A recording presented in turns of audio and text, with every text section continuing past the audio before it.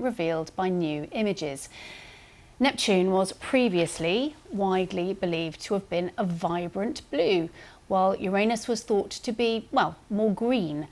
But as you can see from these images from a new study conducted by the University of Oxford scientists, both planets are actually a comparable shade of greenish blue. Well, to help us understand this, I'm joined by Professor Catherine Hamers. She's the Astronomer Royal for Scotland and a Professor of Astrophysics at the University of Edinburgh. Hello to you. Thank you very much for joining us. Please explain, why did we think they were these different colours to begin with? Well, the images that we're used to seeing are from the Voyager 2 mission. It was a NASA spacecraft that was launched in the late 70s and took images of Uranus and Neptune in the late 80s by the time it had got there.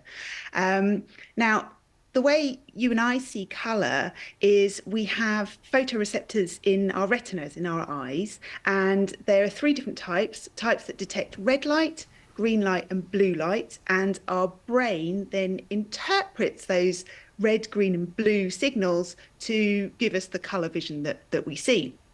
Now, Voyager did something very similar. It took images in different colours, and then astronomers combined them together to give us the composite colour image that you're used to seeing.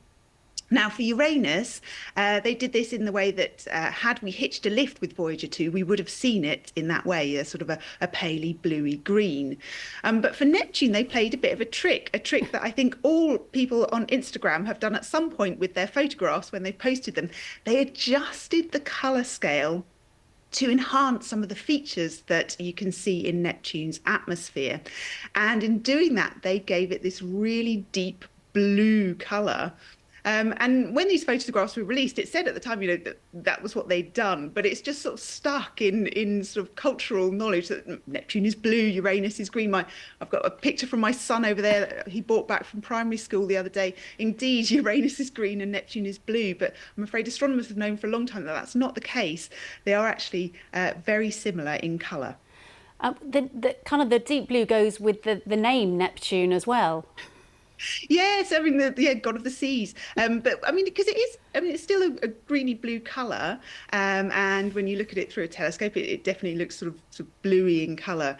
But the very deep blue that we're used to seeing when you sort of have school books with all of the photographs and the planet in there, that was just a trick of the astronomers when they put those Voyager 2 images together.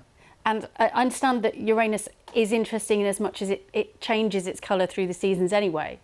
Yeah, now Uranus is my favourite planet out of all of the planets in the solar system because it's a bit of an oddball.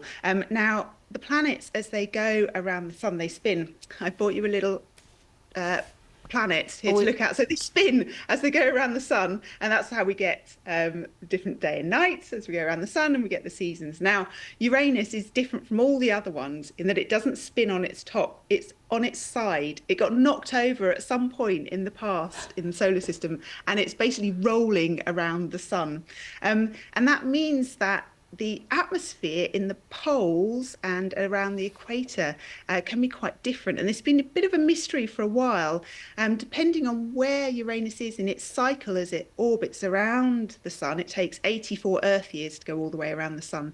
Depending on where it is in its cycle, it's slightly greener or slightly bluer. And the team at Oxford University have shown that this comes because of the ice methane in the atmosphere. So these are ice giants. It's absolutely freezing out there, minus 200 degrees Celsius. And the methane in the atmosphere freezes and falls as snow. And depending on where it is in its cycle, you then see these very slightly different colours. It's a really lovely comprehensive study using data from 1950 all the way to the present day, using some of the best telescopes that we have on Earth, the Hubble Space Telescope, the Very Large Telescope in Chile. It's a really fantastic study and giving us a proper vision of what these planets look like if we had gone out there and seen them with our own eyes. And can I just say, Professor Catherine Hamers, you win the Context Award for the best homemade model on today's programme.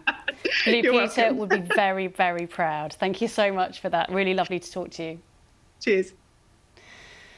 Now, sad news today. The